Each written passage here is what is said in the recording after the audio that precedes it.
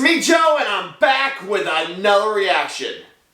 And we are here with the final installment of Admiral Yi. Took me a long time to get here. Now, before I get this video started, I'd like everybody to stay around for a quick announcement, because this is kind of important.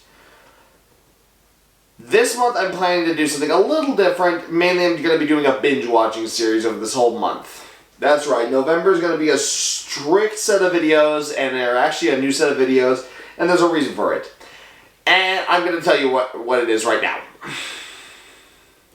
So, recently, by recently I mean yesterday, well, yesterday for me, 2 days ago for you. So yeah, 2 days ago, technically, for some of the people here,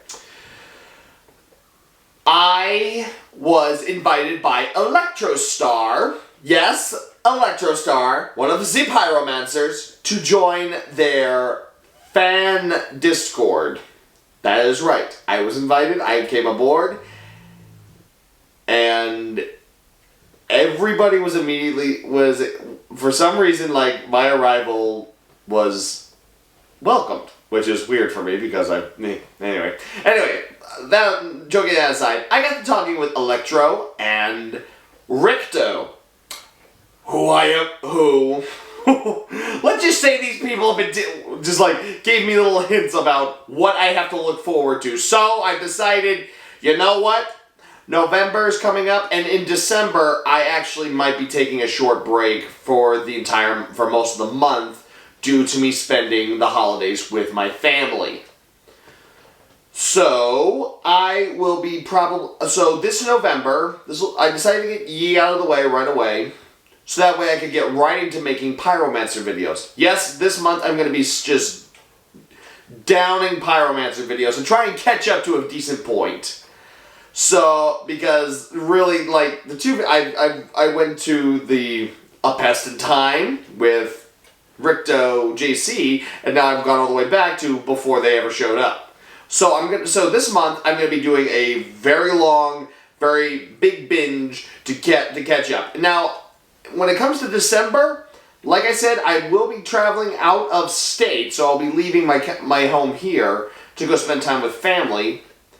I might bring my video equipment to make some quick reactions while I'm out there. I probably will, but just know this, videos might be coming out a little less in the month of December. But like I said, I'll be hanging out with family, and I might stream. I might be able to bring some streaming equipment. We'll see what happens. And yeah, that will be the situation.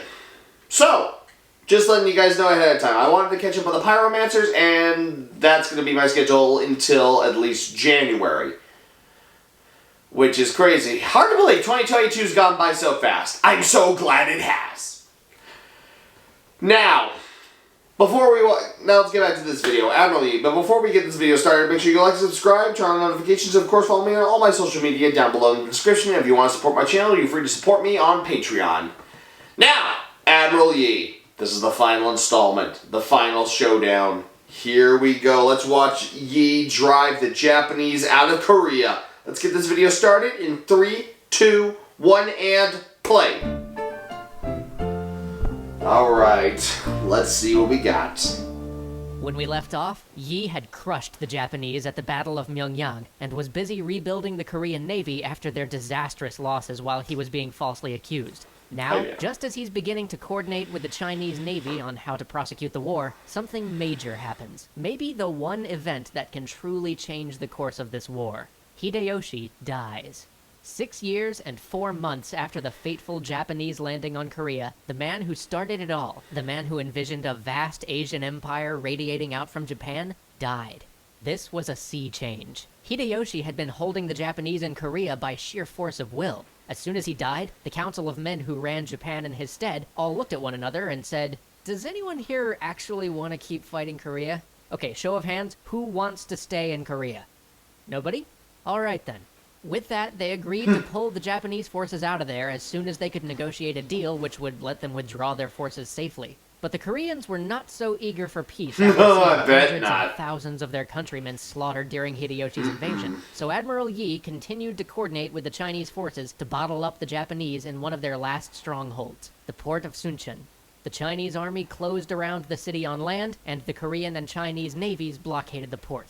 Seeing the situation as hopeless, the Japanese commander decided the best option he had left was to try to bribe everybody. But each time it seemed as though he was succeeding in bribing the Chinese contingents, Yi shamed them into falling back in line. Seeing no hope of peaceful retreat, the Japanese commander had one last plan. He dispatched a messenger boat to slip through the Chinese lines and tell the other major Japanese garrison to deploy all their ships and rendezvous with him as they tried to break their way through the Chinese and Korean blockade.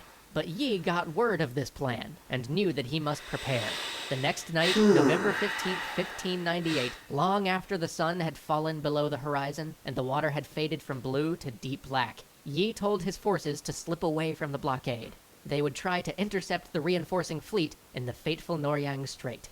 Near 2 a.m., the joint Korean and Chinese fleet fell upon the resting Japanese ships. At first it was chaos, cannon lighting up the water at night, but soon the Japanese tried to regroup. Despite being caught off guard, they still had 500 ships to the combined 150 of Yi. Yeah, a bit of an advantage there. They were fueled by desperation. If they lost here, who knows if they'd ever see Japan again. But the Allied forces had two advantages going for them as well. For one, they had once again caught the Japanese in a strait where they could not easily maneuver their massive fleet, and two, even if they could maneuver, many of their ships were transports, which were only useful for boarding and arquebus fire in a fight. In desperation, the Japanese attacked, driving their ships through the withering hail of the enemy cannonade.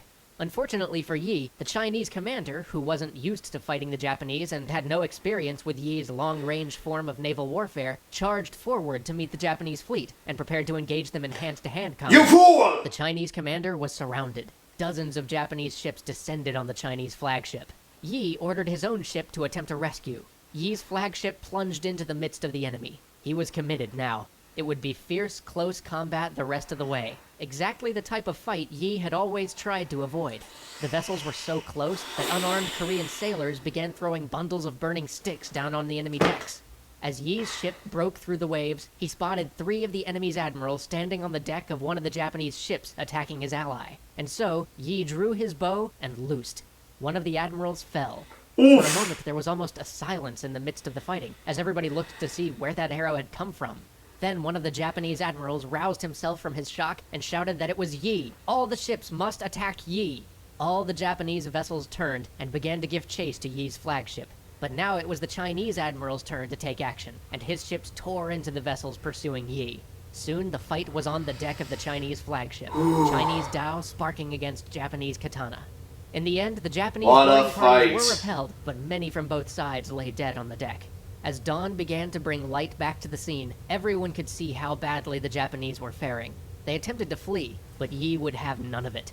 These people who had come to his land, who had despoiled his home, who had slaughtered his people and endangered his nation, no, he would not let them flee. He grabbed the mallet from the ship's drum I just got chills. to beat the war drum himself, urging his ships to go ever faster. The haunting echo of the drum pushed the fleet on. Its beat hounded the Japanese, bit at their heels. His fleet moved like it never had before. Oh, brother, I'm getting goosebumps. Like the call of the god of war. They were upon the Japanese. Cannons roared, arquebuses answered. Shouts and screams were heard as ship after ship was caught by the pursuing fleet, possessed by the beat of the drums of war. But then, just for an instant, the drums faltered. Seen by no one but his son, his nephew, and a loyal servant, Yi had been struck by a stray arquebus ball. They rushed to his side as he slumped against the drum, trying to aid him, asking if there was anything they could do. With his last breath, he said to them, "We are about to win this war. Keep beating the drum. Do not let anyone know of my death." His son picked up the mallet and continued the beat. Dressed in Yi's armor, his son and his nephew took up the command. For hours, they were Yi, commanding as he would, with all his ability and skill. None of Yi's officers ever realized he had fallen until, as the battle was closing, the Chinese flagship was once again surrounded. Yi's son ordered his ship into the thick. They darted forward, breaking the cordon around the Chinese flagship, helping the Chinese to escape. The fighting was fierce, but it was near the last of it. And as the day closed, the Chinese admiral sailed toward Yi's flagship and called out to thank Yi for saving him, to invite Yi to celebrate the glorious day together. But he was met by Yi's son. Instantly, he knew what had happened, and 3 times he threw himself to the deck, wailing and crying out, "Even after death, you saved my life." This was the last battle of the war. 300 Japanese ships were destroyed or captured. After this, the remaining Japanese garrisons would either be captured one by the Chinese and Korean forces, or slip back to Japan to fight one last struggle before Tokugawa's ascension as shogun. At last, the Imjin War was at an end. Hideyoshi's dream of a Japanese empire was broken. Korea was free. But Yi would never see it. Thousands turned out to see his body returned to his small home village. People lined the road and wailed at the passing of a man they may never have met. The Chinese admiral wrote for him a eulogy, and even the court and the king tried to make their recompense. And so passed the man so ill-treated in life, so often demoted and accused, the man who would forever be known as the martial lord of loyalty. What a story.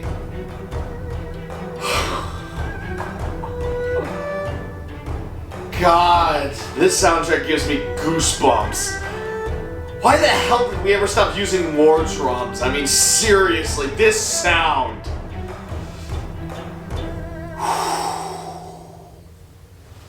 Wow. Oh. And with that, we close the tale of Admiral Yi. One of the greatest admirals, if not the greatest, ever to have lived. Whew. What a man. What a man. Oh, man, we will never see someone like him ever again. Whew. And with that, it is time to close this great chapter. I will put up a poll for the next Extra Histories, which will probably be in December or January, depending on whenever I get back to everything back after the Pyromancers and when I head off to my family in December. So, until the next video, you know who I am, I know who you are, I will see you all in the next video. Come, Koa, let this go. Come, Koa. You coming? Or you just want to lay in your comfy bed? You coming? Come on, buddy. Okay, fine. Sleep there if you want. Paul.